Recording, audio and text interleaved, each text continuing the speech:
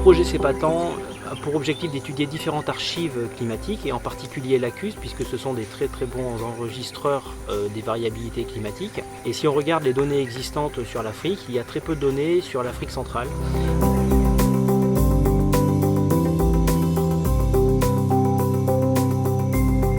Les biomarqueurs sur lesquels je travaille moi plus particulièrement, en fait, c'est des biomarqueurs de bactéries et d'archébactéries qui sont ubiquistes en fait. On va les trouver un petit peu partout dans l'environnement et on s'est rendu compte de manière complètement empirique que leur composition chimique en fait réagissait aux conditions environnementales, au changement de température, de pH, etc.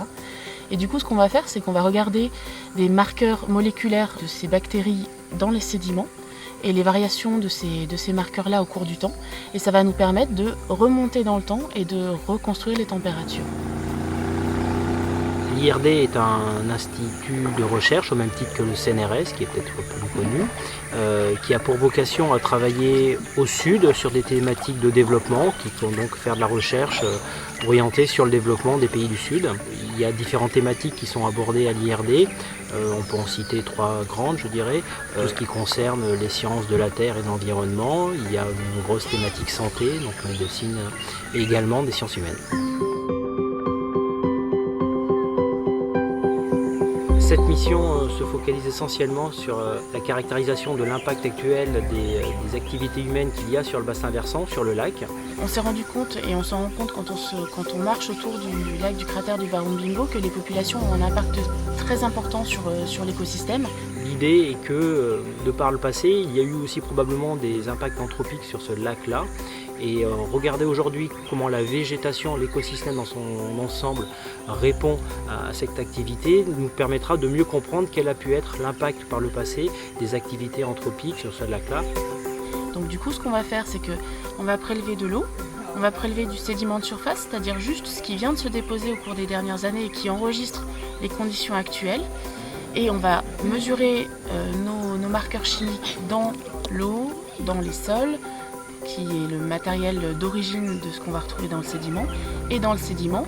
Et là, on aura un petit peu une vision globale de comment le système fonctionne actuellement et comment nos biomarqueurs sont actuellement enregistrés.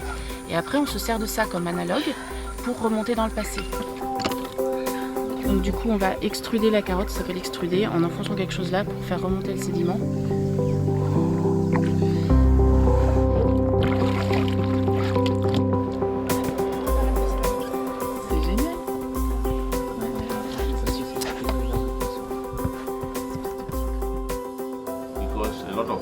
Farmers have encroached in the lake.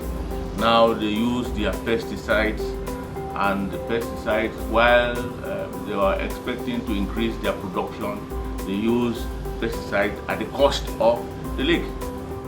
So when rain falls now, waters down all the pesticides that have been. Lors d'une première mission, les chercheurs qui ont travaillé sur le lac ont noté un impact anthropique assez important, lié donc notamment aux cultures.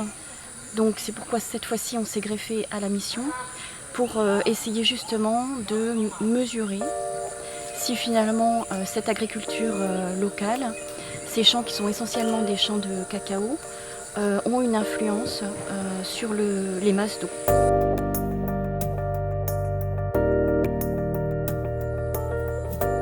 On profite en même temps de collecter des échantillons de sol qui proviennent de ces champs, pour justement arriver à cerner correctement quels sont les pesticides qu'ils utilisent dans ces champs et savoir si ces empreintes, on va dire moléculaires, ces pesticides qu'on retrouve dans ces champs, sont ceux qu'on retrouve éventuellement sur le lac.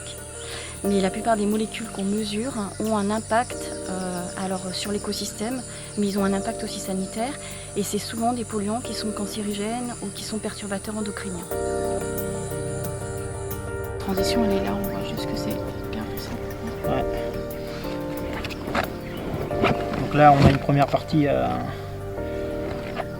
peut-être plus poreuse d'ailleurs, je sais pas, ou avec plus de matière organique, et à partir de là, ça devient beaucoup plus fin. Donc hypothèse de base, cette partie-là correspond un peu à la mise en culture du bassin versant.